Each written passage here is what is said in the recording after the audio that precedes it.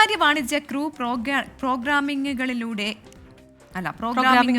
കടന്നുകയറ്റം ബഹിരാകാശ രംഗത്ത് വലിയ മാറ്റമുണ്ടാക്കി എന്നും മാറ്റങ്ങളെ അംഗീകരിക്കുന്നുവെന്നും ISRO മുൻ ചെയർമാൻ എസ് സോമനാഥ്.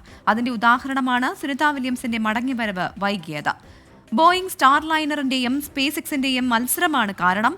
ഗഗൻയാൻ ശോഭനമായ ഭാവി ഉണ്ടാക്കുമെന്നും എസ് സോമനാഥ് 24നോട് പറഞ്ഞു. കൊച്ചിയിൽ നിന്ന് YS അഭിനന്ദ് തയ്യാറാക്കിയ റിപ്പോർട്ടിലേക്ക്. യഥാർത്ഥത്തിൽ ബഹിരാകാശ രംഗത്ത് അഭിമാനകരമായ നേട്ടം വരിച്ചാണ് സുനിത വില്യംസ് ഇന്ത്യൻ വംശജ ഇപ്പോൾ ഇവിടെ എത്തിയിട്ടുള്ളത്. അതിൻ്റെ ഭാഗമായിട്ട് ISROയുടെ മുൻ ചെയർമാൻ എസ് സോമനാഥ് 24നോടൊപ്പം തത്സമയം ചേരുകയാണ്. യഥാർത്ഥത്തിൽ വലിയൊരു നേട്ടമാണ് സത്യം പറഞ്ഞാൽ ഇന്ത്യയെ സംബന്ധിച്ചിടത്തോളം ഉണ്ടായിരിക്കുന്നത്. അപ്പോൾ എന്താണ് പറയുന്നത്? അത് നമ്മളെല്ലാവരും പ്രതീക്ഷിച്ചിരുന്നൊരു കാര്യമാണ്. അത് അമേരിക്കയിൽ 2 ക്രൂ ക്യാപ്സ്യൂളുകൾ ഡെവലപ്പ് ചെയ്യുന്നതിനെ അതിൻ്റെ ഇടയിലുണ്ടായ ഒരു കോമ്പറ്റീഷൻ്റെ ഭാഗമാണ് എനിക്ക് തോന്നുന്നു സുനിത വില്യംസ് അവിടെ പെട്ടുപോയത്. കുറച്ചു കാലം ബോയിങ്ങിൻ്റെ സ്റ്റാർലൈനറിനുണ്ടായ തകരാറുകളാണ് അവരെ അതേ വിമാനത്തിൽ തിരിച്ചു വരാനായിട്ട് സാധ്യമല്ലാതാക്കിയത്.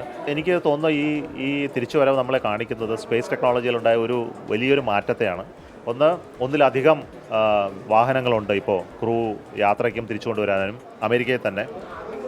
അതുകൂടാതെ മറ്റധികം ക്രൂ വാഹനങ്ങൾ ഇപ്പോൾ ഡെവലപ്പ് ചെയ്തുകൊണ്ടിരിക്കുകയാണ്. യൂറോപ്പിൽ നടക്കുന്നുണ്ട്, റഷ്യയിൽ നടക്കുന്നുണ്ട്.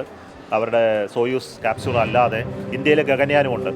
അപ്പോൾ ഇതെല്ലാം എനിക്ക് തോന്നുന്നു വലിയതായിട്ടൊരു ഹ്യൂമൻ സ്പേസ് ട്രാവലിന് ഉള്ള ഒരു പുതിയ എന്തൂസിയാസത്തെ കാണിക്കുന്നു.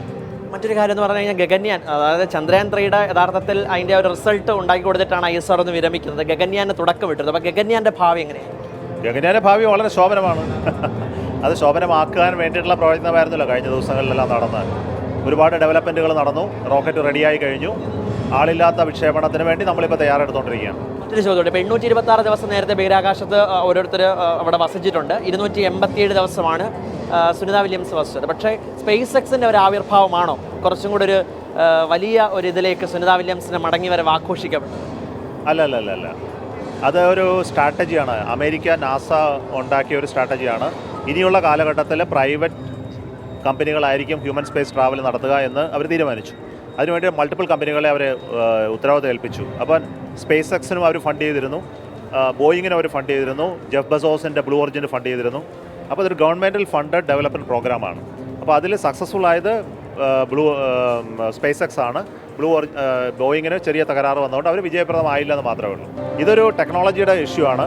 അതിനകത്ത് പല ആസ്പെക്റ്റുകളുണ്ട്. അപ്പോൾ ഒന്നിലധികം കോമ്പറ്റീഷൻ ഒരേ സമയം നിലനിൽക്കുന്നതാണ് നമുക്ക് നല്ലത്. Thank you. ബഹിരാകാശ രംഗത്ത് സ്വകാര്യ ഏജൻസികൾ വരുന്നതോടുകൂടി കൂടുതൽ മാറ്റങ്ങൾ ബഹിരാകാശ രംഗത്ത് ഉണ്ടാക്കുമെന്ന് വ്യക്തമാക്കുകയാണ് ISROയുടെ മുൻ ചെയർമാൻ സോമനാഥ്. യഥാർത്ഥത്തിൽ അതിന് ഉത്തമ ഉദാഹരണമാണ് സുനിത വില്യംസിന്റെ മടങ്ങിവരവെന്നും അദ്ദേഹം പറയുന്നു. കൊച്ചിയിൽ നിന്നും ക്യാമറമാൻ MT അധീഷിനൊപ്പം YS അഭിനന്ദ് 24.